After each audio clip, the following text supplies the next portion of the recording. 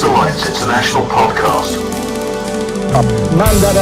I don't make this stuff up. You know, if you put Jesus Christ first, that he'll look after all your bills. It's not fake, it's faith.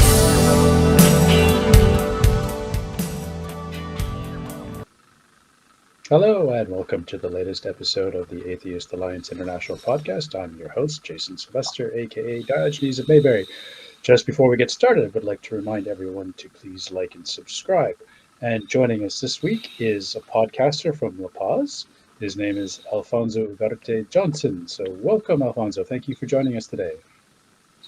Thank you, Jason. Good to be here.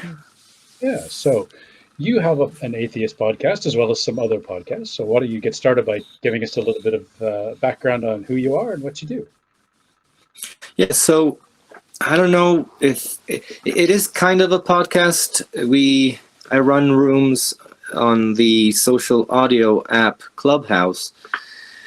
It was growing big time a couple of years ago, and it dwindled down a little bit last year. But I started a club called Atheism, and it was quite successful. I haven't been running many rooms, especially under that club, but I do have a friend of mine who's almost taken over running rooms there. He's Steve Appel, and if anybody's interested, you just download Clubhouse app and sign up for the Atheism Club, and he has a podcast every Saturday and Sunday mornings. I do more sporadic ones. I run a room. I don't program them as much. I used to run them daily. The reason the club grew so much is because I would go online almost 12 hours a day, and I'd be debating and talking and inviting people.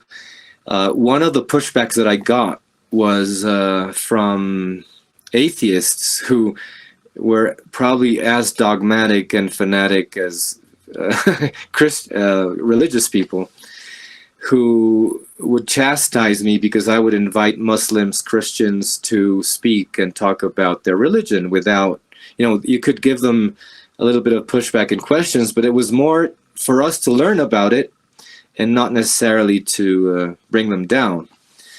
So I got some pushback from some of the members of the community on Clubhouse. They thought it was, some people demonize the whole religion, and in my opinion, I think there's good and bad everywhere.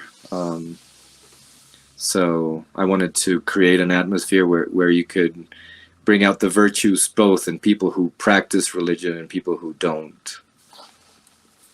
Okay. So you receive every day for 12 hours. That's pretty intense. Yeah, it was. Yeah, it was sometimes. It was between, let's say, 8 to maybe even 14 hours sometimes. So it wasn't an exact number, but yeah, I was on Clubhouse all day, modding, listening, debating. And like I said, people enjoyed the way I modded rooms, the way I spoke, I guess, and yeah, the club took off, and people invited me to their conversations. That must be pretty draining, though, to do it that long for day after day.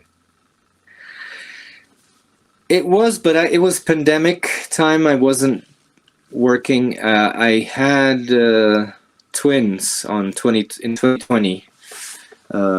February 29th of 2020, they were born. So the whole year of 2020, beginning of 21, I had a lot of time in my hands.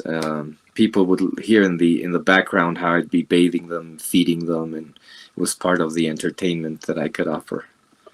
Okay. I was going to say, you would think with twins you wouldn't have that much time on your hands. You'd be spending a lot of time, looking after the kids, especially if you're home all day. So.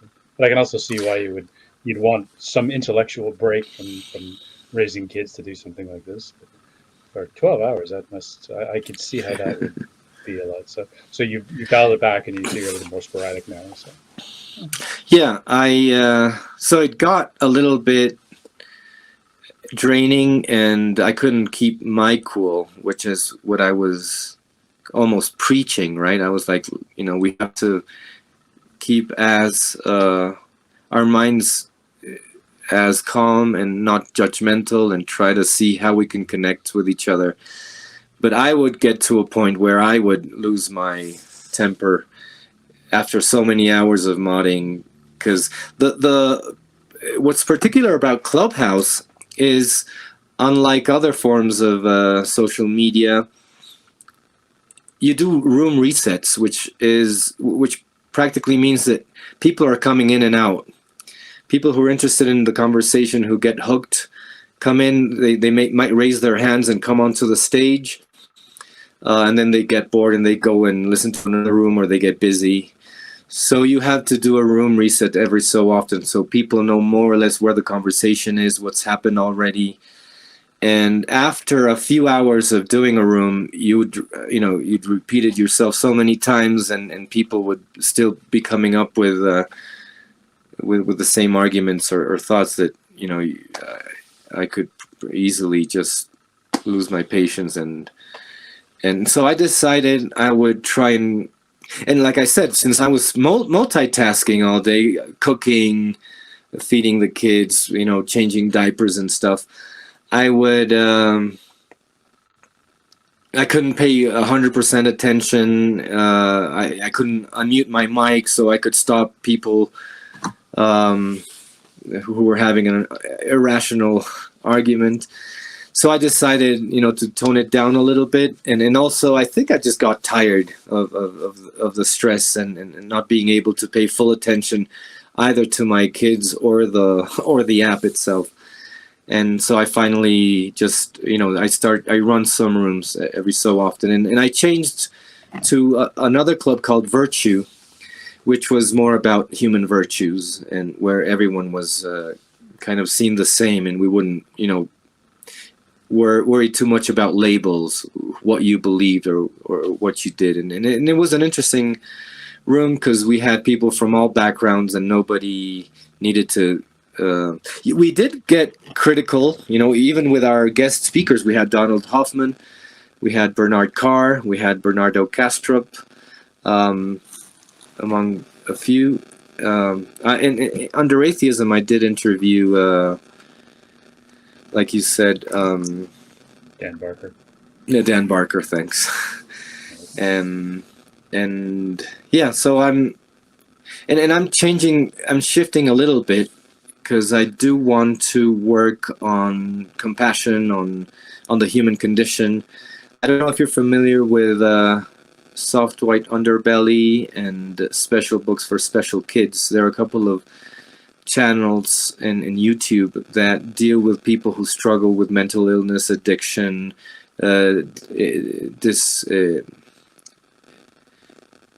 disabilities. So I wanted to turn the focus a little bit from this Manichaean concept of good and evil to the human condition, to understanding why people believe in what they believe, why they get so dogmatic, and they're willing to execute someone for just saying they don't believe in God, right? Why do we, even people who don't believe in God, consider criminals, people who are engaged in prostitution, people who do drugs, all these people, it's almost a norm, a self-defense mechanism in humans to ostracize them, to cast them aside. So if my journey started from,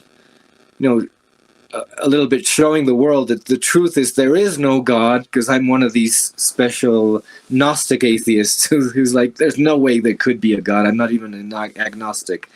And I'll tell you a little bit about my journey as well, because that's an interesting story. Even though my belief is, I strongly don't think there is a God. I don't think that's really what matters at the end of the day. What matters is what behavioral patterns we create, right? Knowing our neurology, I wish in elementary school and middle school, they taught us, they would teach us a little bit about how our brains and our bodies work, anatomy, brain anatomy, because that dispelled so many myths about the human condition, right? This idea of having this free will and we have a choice to do everything we want. My conclusion is that our will is pretty much limited to the processes of nature, our biology, and the interaction of this biology with the environment and the people around us. Let me stop there to see if you have any questions. Just you said like you lost your temper. So like what kind of attitude or questions would cause you to lose your temper? Oh, so I have an interesting story, and it's on replay. So on Clubhouse, you can record and keep the conversations you have. And if you go to the person's profile, if you click on my profile and you go down, you'll see that there's several replays stored. And you have to scroll quite a way if you want to see like replays from ways back. And I don't know if you're familiar with Darth Dawkins. I've heard the name. Yeah, he's a Christian apologist, and he's quite aggressive in his approach. But in my, having practiced and created a habit of being patient and communicating and getting through to people, I thought, you know what? Let me give it a shot. Let me see if I can talk to Darth Dawkins. And he came into my stage a couple of times. And so what he does is he has a bit of a script. Like we all have a script, right? But so he has his own scheme of how logic and the world works is quite set in stone, right? It's very dogmatic. And so I would, let him speak, and he asks you questions. And as soon as you start replying, he says, that's a non sequitur, right? He cuts you off, or you're not answering my question. You're not, if you don't answer the way he wants you to answer, he'll cut you off. And it was my stage. I was moderating, but I like to be as lenient as I can. So I gave him, the first time I spoke to him, it must have been 2 hours of him speaking and me trying to get an answer across. And I ended it kind of peacefully, and I said, I need to go. The second time I was driving, and it was, again, probably 2 to 3, I think even 4 hours maybe. And it got to a point where I lost my temper. I was like, I shouted at him. I was like, I called him a lecture. My insult was not that bad, but I told him that he was a lecturer and that he had no compassion or kindness towards anyone, and it was at the top of my throat because it was, like I said, 3 hours of me trying to get an answer across, and he would cut me off, and he would cut me off, and he wouldn't let me kind of expand a little bit. That I just yelled at him and told him, get out of here. So I've lost my temper with very few people and in very special occasions, and he's one of them. He's one of the people on the planet that I've given up on. I'm like, if I invested more time and patience, I could probably create a relationship. But I thought I'd rather invest my energy in other people and creating other connections. Okay, so that I've heard the name. Another atheist activist he was the first person who mentioned the name, and I think he said like it's the only person he's ever blocked. Like he's quite tolerant, quite lenient, but this is like the only guy that he's blocked. So I mean, I've never seen anything he's said. I've never looked him up, so I just heard the name. So okay, so of these conversations you had, have there been any that sort of stood out more than others? Like that was the topic was interesting or the conversation was interesting? So we've ran a series of rooms on neuroscience, like I said, because I thought that was, to me, so let me tell you a little bit about my journey. Oops, have I lost you? No, I'm just giving you the spotlight. Okay, cool. So I'll tell you a little bit about my story. I was kidnapped by my father, me and my brother. My brother is 2.5 years younger than me. I was 4 and he was 1.5 at the time. We were, toddlers. He kidnapped me and my brother. He took us away to Argentina. We live in Bolivia. And my mother, she was distraught. Finally was able to bring my brother back and was going to go back and fetch me. When my father entered ISKCON, the Hare Krishna movement. So I was a Hare Krishna from the age of 4 to the age of 8. We traveled the world within the International Society for Krishna Consciousness, the Hare Krishna movement. We went to Brazil. So we lived in a farm in Sweden for a few months. And we ended up in India, in the land of Krishna, which is like, it's like going to the promised land for Christians. It's where Krishna was born and where he performed his miracles, where he, revealed his Godhead and what have you.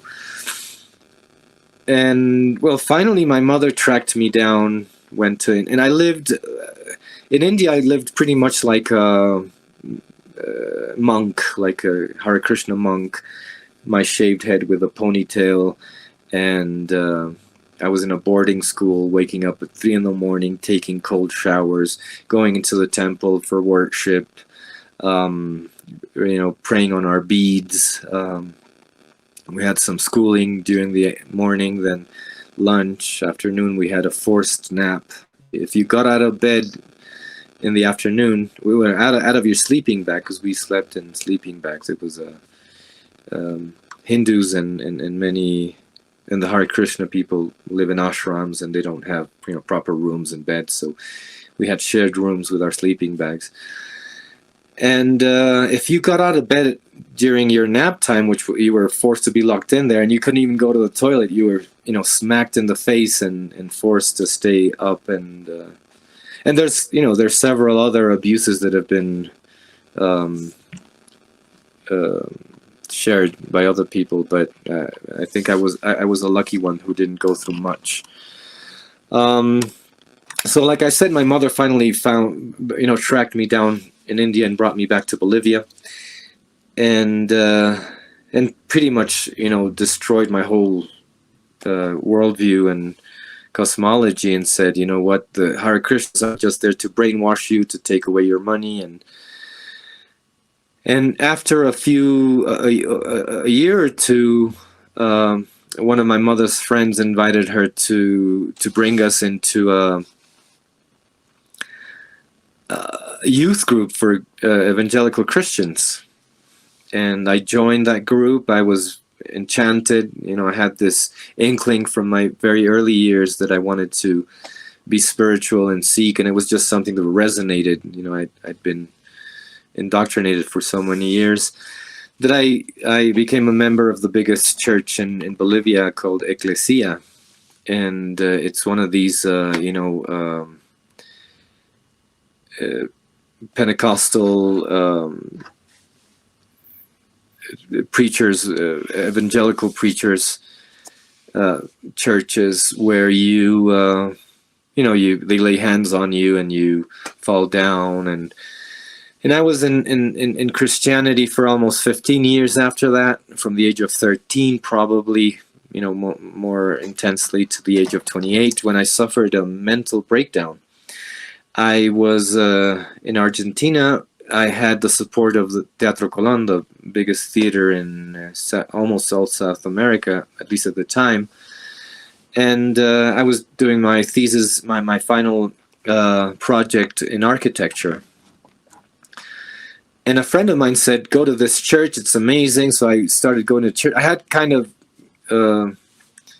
slacked. I wasn't, going to church much, but I decided, to get back on the horse. So I went to this church in Argentina, and I started to go daily and pray and like to try to repress all evil thoughts and desires.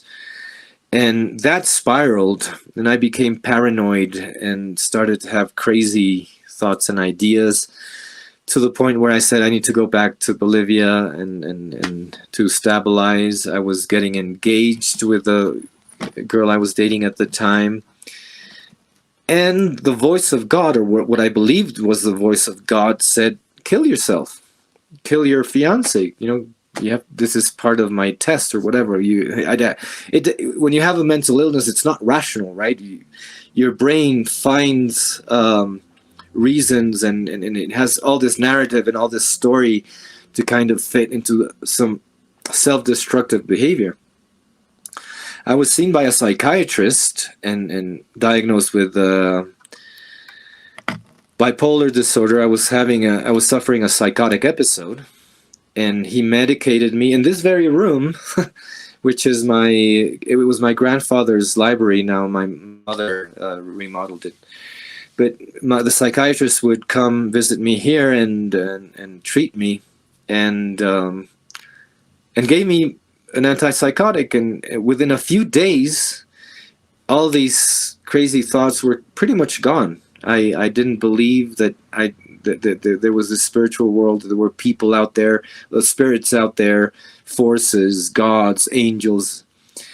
I pretty much could have a regular conversation without these thoughts, driving me into these rabbit holes. So almost instantly, within a few days, I decided this is BS. Our brains are making all this up, and I stopped believing. I became I don't think I called myself an atheist, but I said I don't believe in God anymore. And after. Well, I finally recovered, finished my architecture final project, went to London to study, do a master's in music theater. That's what I do the most. I do singing, acting, dancing, some visual arts, painting, sculpting, set designing. I'm teaching music now. And and I had a couple of relapses while I was in London. I stopped my medication. I changed my medication. And the narratives were slightly different. I didn't have this spiritual thing, but I still had these magical thinking going on in my mind. And finally, I came back to Bolivia after one of my episodes I needed to recover from. And that's when I started Clubhouse. I joined Clubhouse in 2020, like I said. And I wouldn't call myself an atheist activist because, like I said earlier, I'm not interested in promoting or preaching anything in terms of people changing their faith or their religion. I think it gives you, and I've said this often on Clubhouse, it gives you an interesting ego boost when you change someone's mind. People say that, I think a lot of people say, I'm not here to convert you but the reward of convincing someone that you're right, that your way of thinking or your truth is stronger or more valid than that of other people, is a driving force that we want to hide, perhaps, or repress. With that said, I've come to a point where, because of my interest in neuroscience, neuropsychology, another guest I had on the podcast was Mark Solms. If anyone's interested in understanding consciousness, why we act the way we do, his story is quite interesting because his brother, the reason he got into neuroscience or neuropsychology is because his brother had an accident as a child, and his personality was radically changed. He was a completely different person. And that, to me, is a huge piece of evidence to show that we pretty much don't exist the way we believe we do, the way we've traditionally learned to understand the human condition, ourselves. What's beyond the label, the family we have, and our genetics, and what defines us as people. That's radically the human understanding of consciousness, the ego, the self, the I, and everything that is working around that for us to function as people and to even thrive is like I said, radically changing in the scientific community. Have you heard of the term neurotheology? I don't think so. It came out, I want to say around 2008, but maybe a little over a decade ago.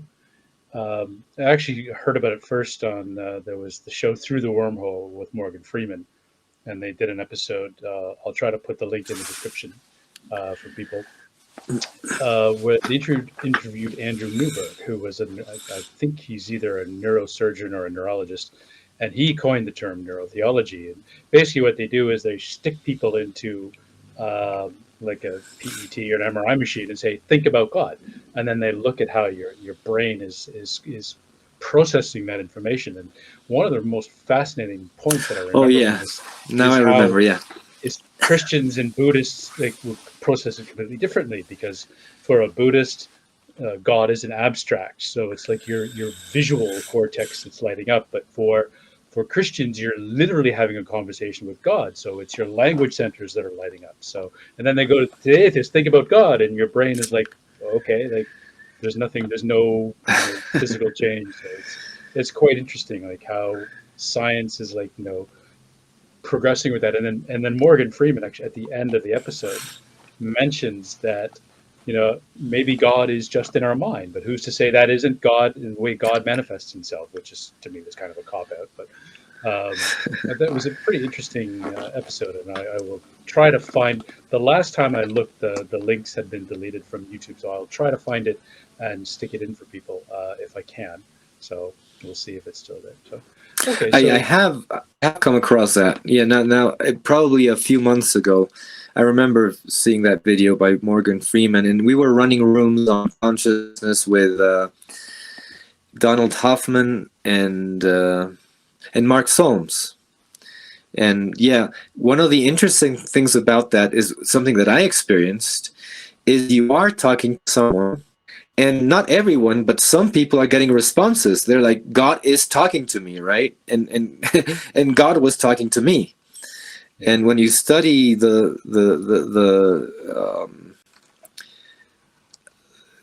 different mental illnesses, and even people who are not ill, because the only difference between someone who's mentally ill or not is they're harming someone or not, right? They're dangerous, which is a very interesting distinction. You could have people who have psychotic, schizophrenic, different characteristics, but they're not a threat to society or themselves, so they're not considered ill. And so, and they're usually either in witchcraft, alien abduction stories, and all these other supernatural practices, let's say. So how does being an atheist run with your family or in your society? I know South America tends to be very heavily Catholic. It's getting more evangelical in certain areas. So do you get any pushback from your family or your culture being an atheist in that kind of heavily Catholic environment? So a lot of my best friends are Christian. They're born again Christians. I don't hang out with them much because like I said, I moved to London and I kind of changed. But one of my best friends she is a Christian. One of the people she's the godmother of my daughter, and I like to get into debates and to talk about why it's impossible for there to be a God and a Christian God and all these things. And I think the approach I take is not one of telling them you're evil and wrong and you're doing harm to society. It's one of this is our condition. This is who I am. This is who you are, and this is what I believe. And I love the debate, but I'm not creating. I'm not being divisive. But I still, for that reason, probably we don't hang out as much with the rest of my friends, because they're usually, in a birthday, they pray, and I'm kind of left out, right? I'm not very interested in talking to something that doesn't exist, which, in my opinion, has its benefits. It's a different type of meditation. You're, processing information. You're talking to someone imaginary, but you are talking, and it is probably the primitive way of doing psychoanalysis and therapy. I never thought of it that way. Yeah, I can see the connection. Some psychologists might disagree, but well, the problem I think is the reason I wouldn't do it, I wouldn't pray to someone or to something, is because the premise of prayer within Christianity and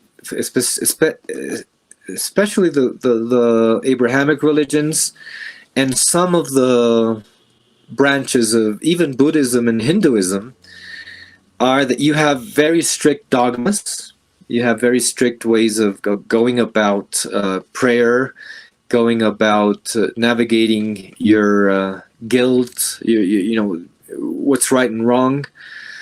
That if you don't fit the mold, which I think is the case in the majority of people, because if everyone fit the mold, I think everyone would be a pastor, right? Everyone would be in a position of authority and understanding. But most of the people are just part of the congregation. They're just part of the people who are trying to learn and to get close to God, right? So the fact that it's so dogmatic and also it's tribal, right? You have hierarchies. It's hierarchical. By nature, humans don't want to be taken out of their pedestal, and that translates to the idea of God doesn't want to be taken out of their pedestal, and you create this hierarchy and this dogma-based way of living where you have to fit the mold. So if someone tells you this is how you have to pray, Our Father who art in heaven, and what have you, and you're talking to an authority that is infallible, and what you're doing is wrong, and you're accountable for doing what you're doing, you're gonna create a structure where you have this base where people can't thrive because they don't fit the mold. They have either sexual urges that are demonic, or thoughts or desires or tastes in music. There's so many things that are human, that are naturally human, that are demonized and evil in the eyes of the Lord, of God, or whatever deity that you're worshiping, that it creates this mechanism that people talk about, controlling the masses, of controlling people's minds and stuff, right? I don't think it's such a conscious effort that people are doing. I don't think people are like, here, I'm gonna control people, I'm gonna become a millionaire. It's more of this gospel of prosperity, right? It's because I am such a holy, Job type figure, that God has blessed me, right? And he's willing to give me all this. And there might be a few people who are aware of this, but I would claim it's a tiny minority. I think more people have this world of rationalization and a way of justifying the path that they're taking, and the hierarchy that's created within a church, within anything, right? I often talk about the human condition as a system of systems. If you look into system theory, everything, we all live under different systems, economic systems, religious systems, political systems, and there's an interweaving of all this, and you see the same patterns in different systems. Whether you're religious or not, you have that structure, that hierarchy, which is a natural thing that's part of human biology. So when I hear people, my peers, my atheist peers on Clubhouse and other platforms, trying to say that the atheist way is the right one, they're falling, I think, into the same dogmatic patterns, which is, I think, inevitable, almost inevitable. That's part of our biology. You have hierarchies in nature and in plants and animals, which is an unscapable thing, but our I call them utopic paradigms, are equality, fairness, justice, all these things that we live by, whether we're religious or not, are utopic, right? They're dogmatizing what's right and wrong, and the reality is you can never have 100%. A rule that is applicable 100% of the time, right? There are times to kill. There are times to perhaps kill yourself. I think there's everything that we do in our life is justified at some very specific moment, right? It is for the survival of humans that we need to, as soon as you talk about suicide, you need to be aware that, it is a dangerous thing. It is something that we have to look out for and try to prevent it. But at the same time, if you look at, there's, plenty of movies done about, Kevorkian's patients and people who are going through such suffering that they're like claiming for the freedom to put an end to their suffering, or spies who have given themselves to their countries, or religious fanatics who have given their right. For society in general, we don't want this, right? It is a thing that is pretty much standard to believe it's wrong to take your own life and to take the life of others. But the reality is the biology of living entities doesn't comport to the logic that we have created as humans. So you have animals committing suicide, you have plants, dying, you have all sorts of, because that's part of the design of the evolutionary design of life. So the reason religion, in my opinion, has created these dogmas is because you need to minimize and to not normalize them, so that you can avoid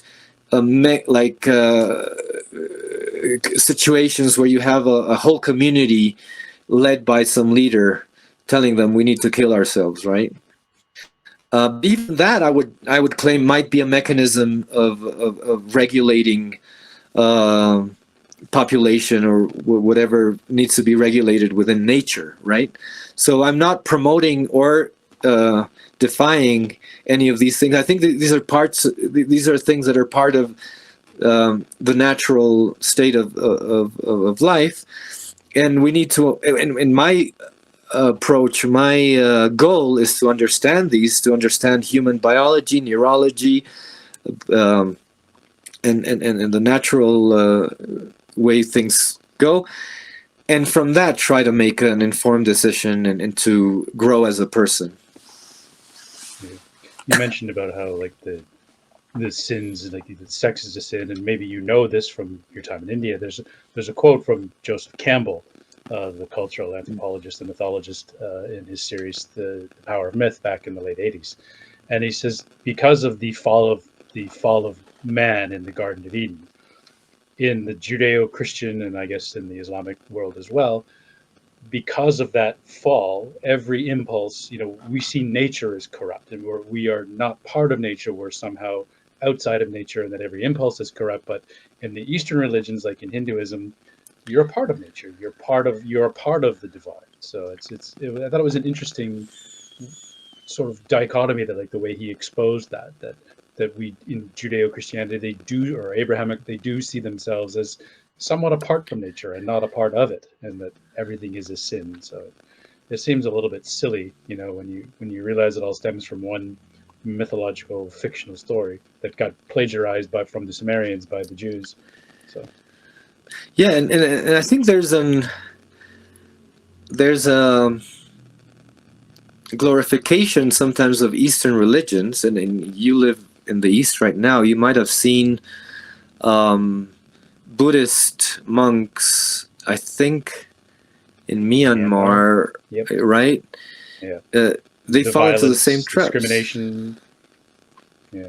So I think you can find the same dogmas, but also the same virtues. I've come across a couple of very interesting Christian mystics. They still believe in Jesus and the sacrifice in the Bible and Scripture, but they label themselves as mystics, which is a little bit more on the lines of what you're saying.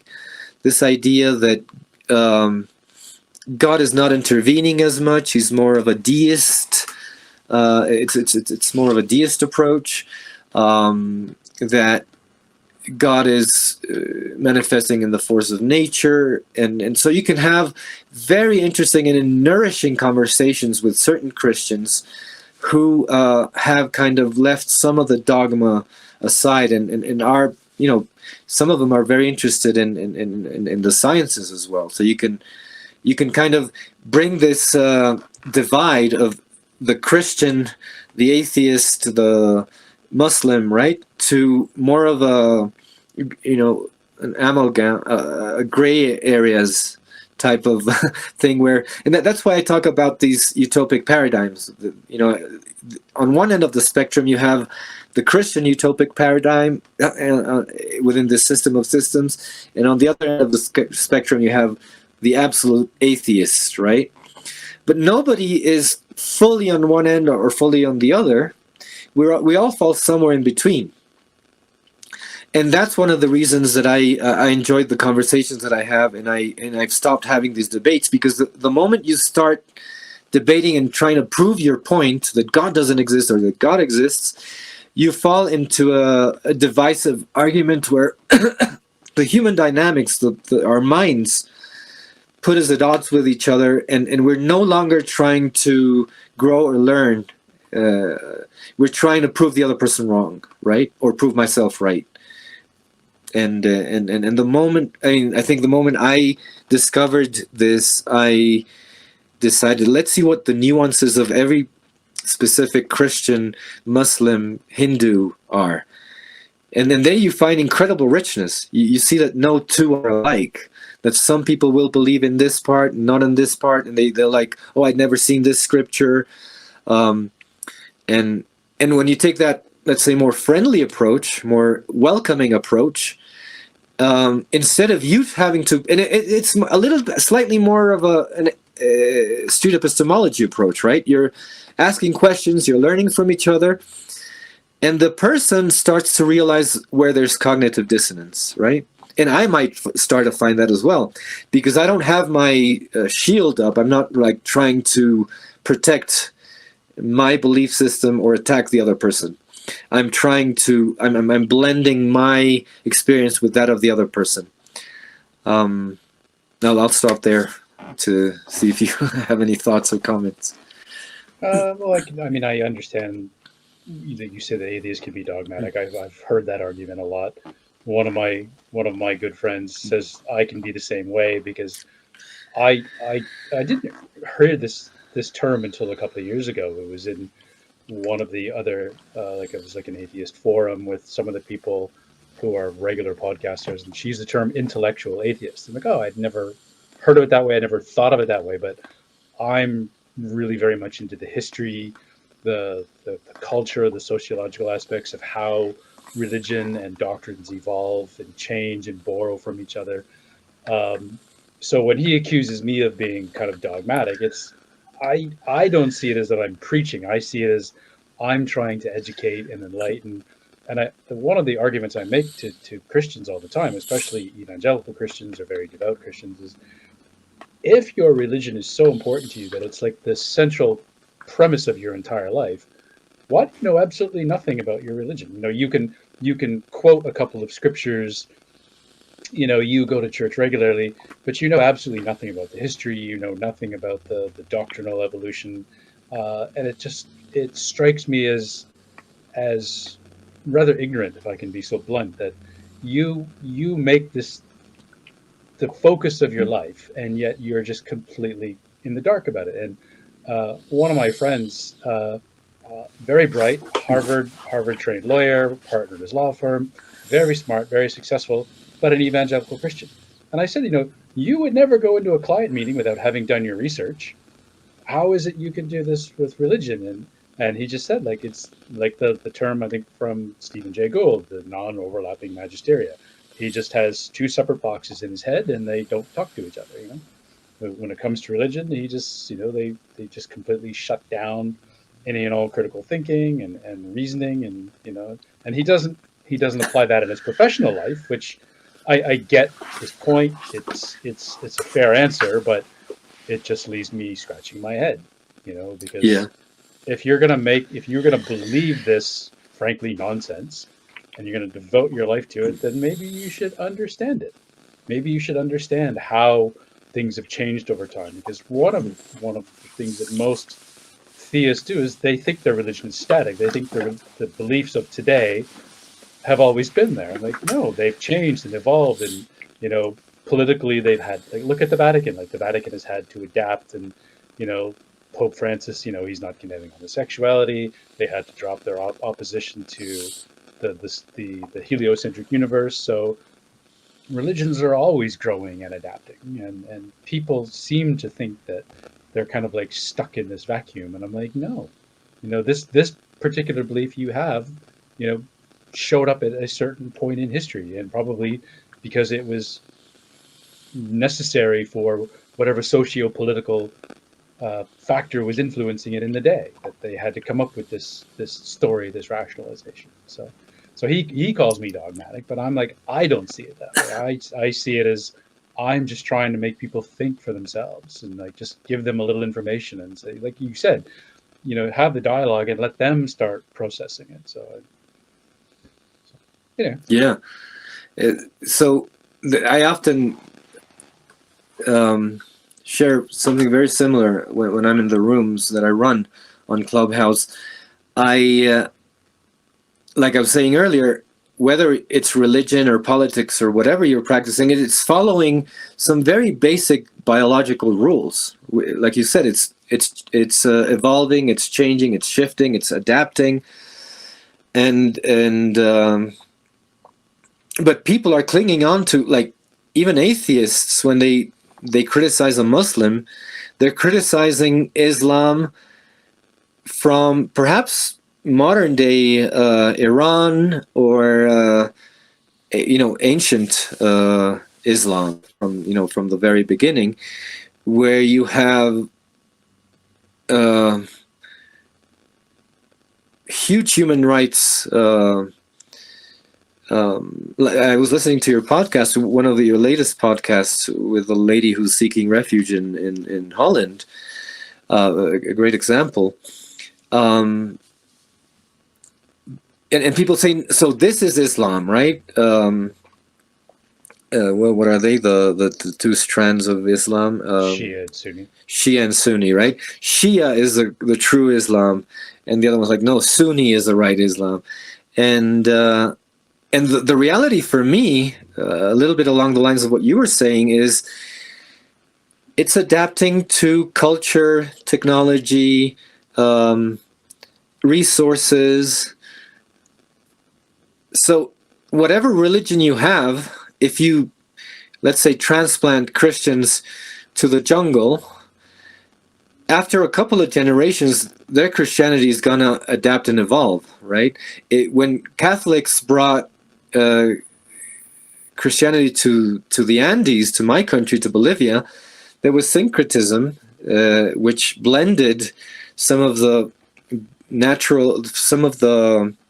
native theologies to the Pachamama, which is Mother the Mother Earth, the Mother Nature, was blended with the Virgin Mary, right? There's a mountain in the south of Bolivia, Cerro Rico de Potosí, where the Spaniards dug out The silver mine, right? tons of silver. And so there's a famous painting of that mountain with the face of the Virgin Mary. And inside the mines, they have offerings to El Tío, which is the god of the underworld. But because they indoctrinated and they brought in the Catholic dogmas, it was turned into the devil, which is pretty much a distortion. Because in most Judeo-Christian traditions, the devil is the epitome, it's the utopic paradigm of evil, right? Which is utopic. It doesn't exist. There's nothing, no one. No, I don't think you could even say it in Christianity. The devil is, bad in all aspects and everywhere. I think when we read the stories, there's a tad bit of empathy that you might find. But where I kind of take caution is once I've formed my opinion and like you, I feel a little bit more enlightened, and I think I can help people grow, rather than which is a very tough road to take, because people get bored. People don't show as much interest. So for me, the biggest challenge is finding, let's say, the street epistemology approach, an approach in which you're connecting with the person rather than lecturing, so that you create this, like I said, this growth dialogue. And one of the things that enlightened me when I was in London, I had I went to a mentorship. There were these training courses that a couple people were giving, and these people became kind of my mentors because they were amazing at practicing and creating practice patterns within a person in order to get rid of all your the BS that prevents you from thriving in life, I guess. They taught me three different ways of interacting, types of interaction between forces, people. The first one, when you're talking, or when you're, and it comes from Aikido, from the Aikido I used to do philosophy. that. Yeah, I did that in university. Awesome. So the first type of interaction is opposition, when you have two forces opposing each other, right? And when you have these two forces opposing each other, the strongest vector, the one that has the muscle, is gonna crush the other one, right? So just for analysis, we're learning that that's the first type of interaction. So if you're having a conversation with someone, the strongest arguments, the loudest voice, the lowest, more authoritative voice, the British accent, right? There are all these factors that are gonna influence how the battle or the debate is gonna end, right? It's about might. It's about having strength. The second one is in spite of. So you have these two forces that are skewed to each other. They're like two vectors that will never meet in space. They're just in spite of each other. So I'm talking, this often happens to me. It happened to me once with a Christian guy who couldn't get out of the Bible. I would try to ask questions to see if he could explain me these things without quoting scripture. And he would always fall into that, right?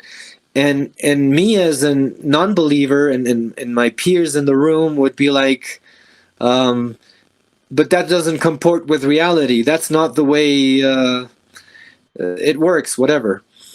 So I was talking whatever my rationality is, right, which was science and philosophy, psychology, and the other person was quoting scripture. So we were pretty much talking past each other, right?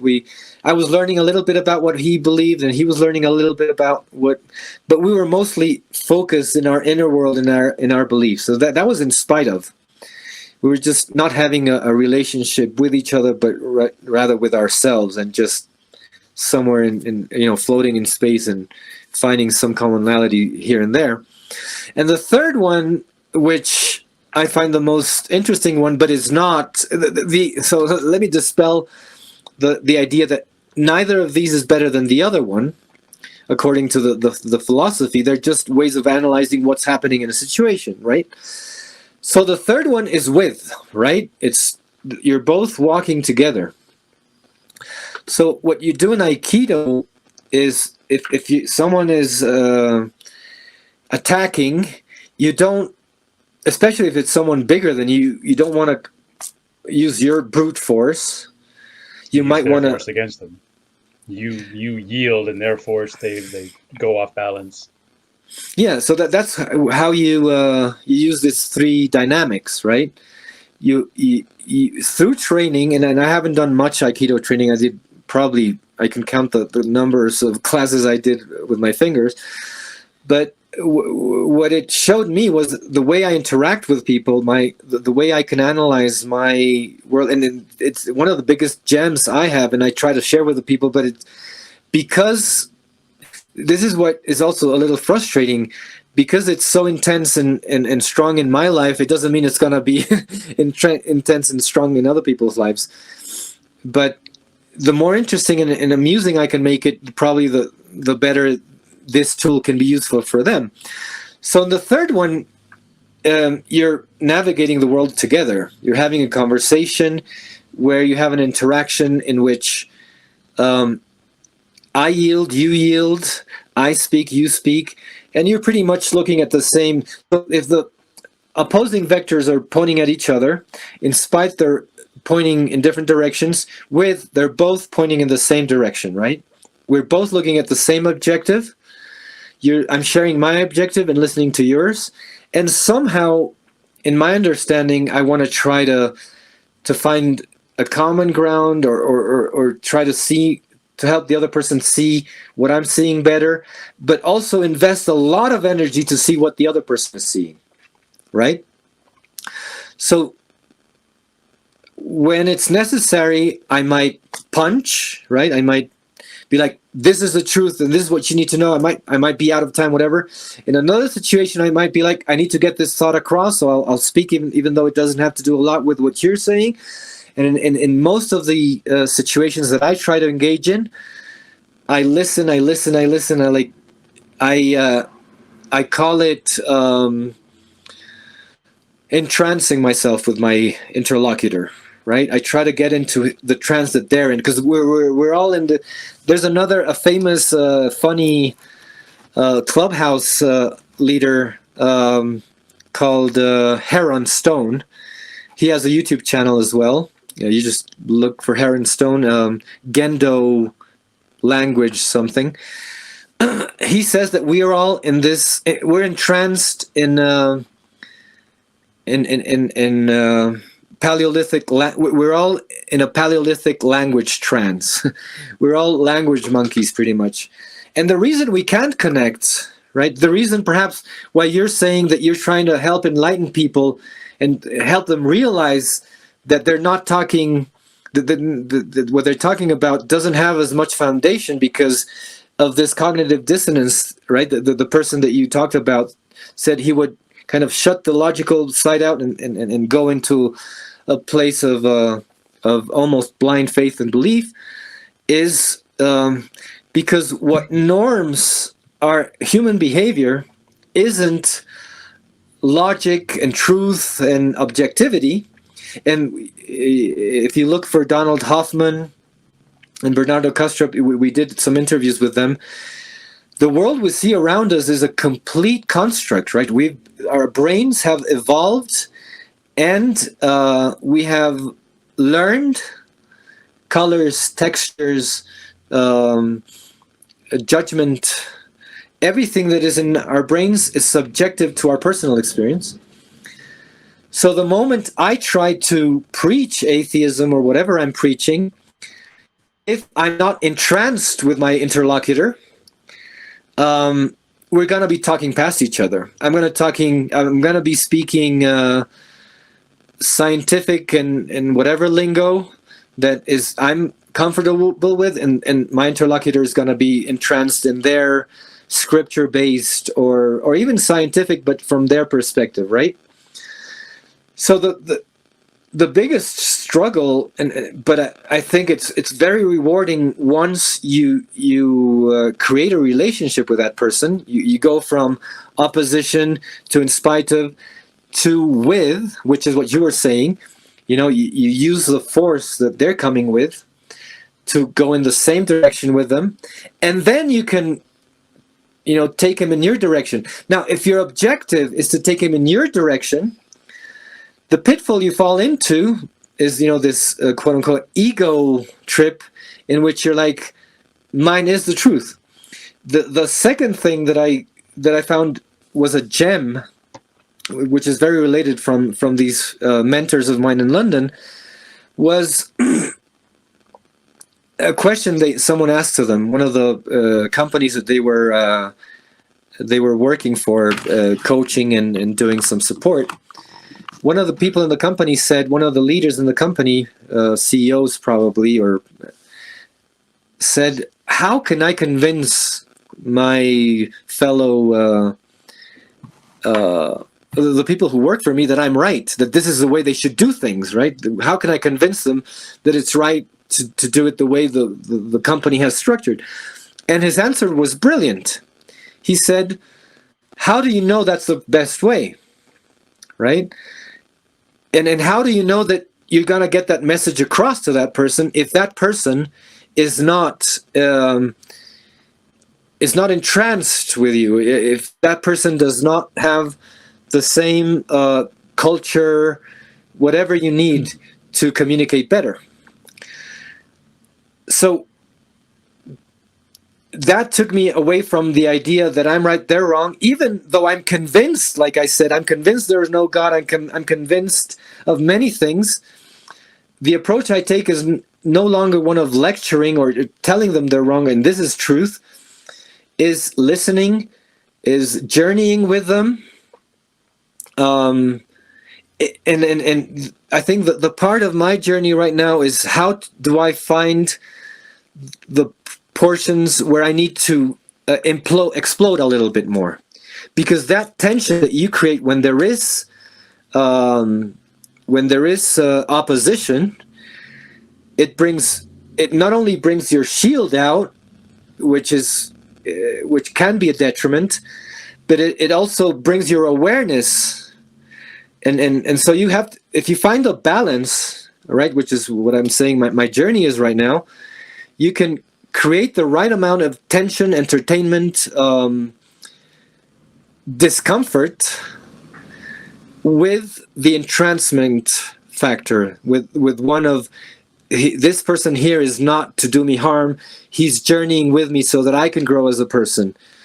And so when you create this relationship, the other person sees that you're not out there to crush them, but to journey with them.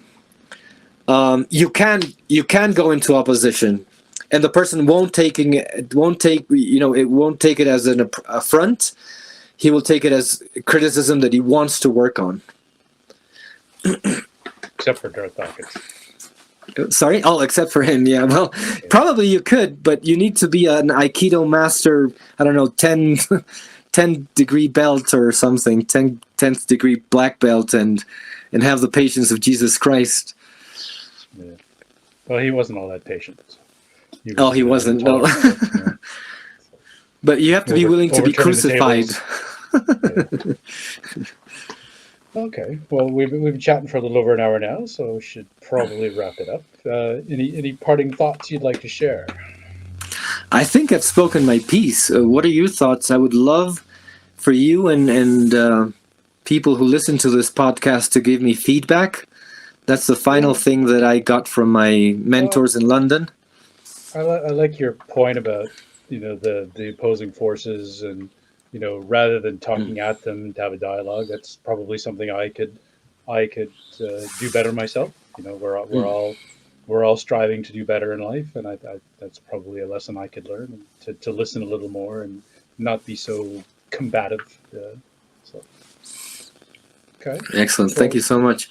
Well, thanks for coming on and sharing your story. We'll put the links in the description to your clubhouse. If you want to just drop those to me offline, and we'll put them here so people can find them. So I'd like to remind everybody to please like and subscribe. Check out his podcast. If it's something you're interested in, you want to come on and be on stage, as he called it, in one of his moderated podcasts, then by all means, check him out. So thank you, Alfonso. Really appreciate your time today. Thank you so much. Have a good one, Jason. You too. Take care. Bye-bye, everybody. Bye-bye. We'll see everybody on the next episode. Take care. Bye-bye.